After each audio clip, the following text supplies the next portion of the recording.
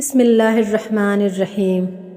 اللہ تبارک و تعالیٰ کے پاکیزہ نام سے آغاز کرتے ہیں جو بہت مہربان نہایت رحم والا ہے۔ محترم ناظرین، قرآن کریم کی ایک ایسی صورت جو بار بار پڑھی جاتی ہے اور اس صورت کو موت کے سوا ہر مرض کا علاج کہا گیا ہے، یہ صورت ہے سورہ فاتحہ۔ سورہ فاتحہ قرآن کی افضل ترین صورت ہے۔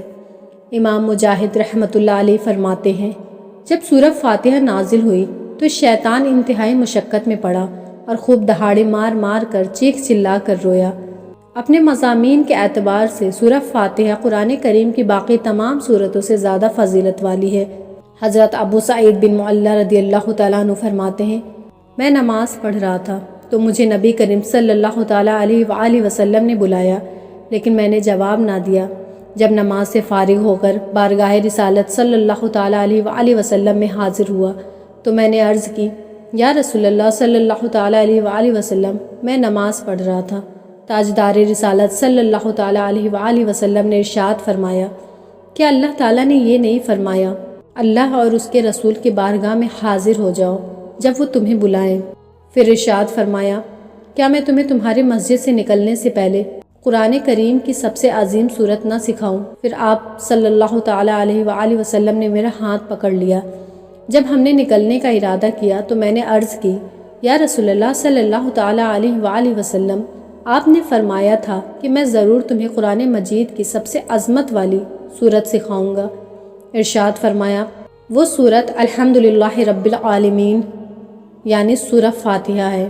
یہی 7 مثانی اور قرآن عظیم ہے جو مجھے عطا فرمائی گئی۔ حضرت عبداللہ ابن عباس رضی اللہ عنہ فرماتے ہیں، ایک روز نبی رحمت صلی اللہ علیہ وآلہ وسلم تشریف فرما تھے۔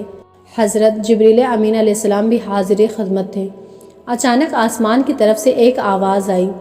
حضرت جبریل امین علیہ السلام نے آسمان کی طرف نگاہ اٹھائی اور عرض کیا، یا رسول اللہ صلی اللہ علیہ وآلہ وسلم، یہ ایک فرشتہ ہے جو آج سے پہلے کبھی زمین پر نہیں آیا۔ اس فرشتے نے بارگاہ رسالت میں حاضر ہو کر سلام عرض کیا، پھر کہا، یا رسول اللہ صلی اللہ علیہ وآلہ وسلم، آپ کو 2 نوروں کی خوشخبری ہے۔ آپ سے پہلے کسی نبی علیہ السلام کو یہ 2 نور عطا نہیں کیے گئے۔ ان میں سے ایک نور سورہ فاتحہ ہے اور دوسرا نور سورہ بقرہ کی آخری آیات ہیں۔ جو شخص ان کی یعنی سورہ فاتحہ اور سورہ بقرہ کی آخری آیات کی تلاوت کرے، اسے ہر حرف پر خصوصی ثواب دیا جائے گا۔ محترم ناظرین، سورہ فاتحہ کی خصوصیات اور اس کے فضائل میں سے ایک بات یہ بھی ہے کہ سورہ فاتحہ سورۃ شفا ہے۔ یوں تو پورے کا پورا قرآن مجید ہی شفا ہے، البتہ سورہ فاتحہ کو خصوصیت کے ساتھ سورہ شفا کہا گیا، چنانچہ اللہ پاک کے آخری نبی رسول ہاشمی صلی اللہ علیہ وآلہ وسلم نے فرمایا، سورہ فاتحہ ام الکتاب ہے اور اس میں ہر بیماری کی شفا ہے۔ بچھو کے کانٹے کا دم بخاری و مسلم میں روایت ہے، جس کا خلاصہ کچھ یوں ہے کہ ایک مرتبہ 30 صحابہ کرام علیہم الرضوان سفر پر تھے۔ راستے میں ایک مقام پر ایک شخص نے آ کر صحابہ کرام علیہم الرضوان سے عرض کیا، ہمارے سردار کو بچھو نے کاٹ لیا ہے، کیا آپ کچھ کر سکتے ہیں؟ ایک صحابی رضی اللہ عنہ نے فرمایا، ہاں میں دم کر دوں گا۔ چنانچہ وہ صحابی رضی اللہ عنہ اس شخص کے ساتھ گئے اور سورہ فاتحہ پڑھ کر مریض کو دم کیا، جس کی برکت سے مریض ٹھیک ہو گیا۔ پاگل شخص کا علاج حضرت خارجہ بن سلط رضی اللہ عنہ اپنے چچا جان سے روایت کرتے ہیں، وہ فرماتے ہیں، میں رسول اکرم نور مجسم صلی اللہ علیہ وآلہ وسلم کے خدمت میں حاضر ہوا۔ وہاں سے واپسی پر میں ایک قوم کے پاس سے گزرا۔ ان کا کوئی شخص مجنون یعنی پاگل تھا، جسے انہوں نے لوہے کی زنجیروں کے ساتھ باندھ رکھا تھا۔ انہوں نے مجھ سے کہا، کیا تم اس کا کچھ علاج کر سکتے ہو؟ چنانچہ میں نے 3 دن صبح و شام سورہ فاتحہ پڑھ کر اس پر دم کیا تو اس کی برکت سے وہ پاگل شخص بالکل ٹھیک ہو گیا۔ سورہ فاتحہ میں ہر مسئلے کا حل۔ محترم ناظرین، سورہ فاتحہ میں صرف جسمانی بیماریوں کے لیے علاج نہیں بلکہ اس میں ہر مسئلے کا حل ہے۔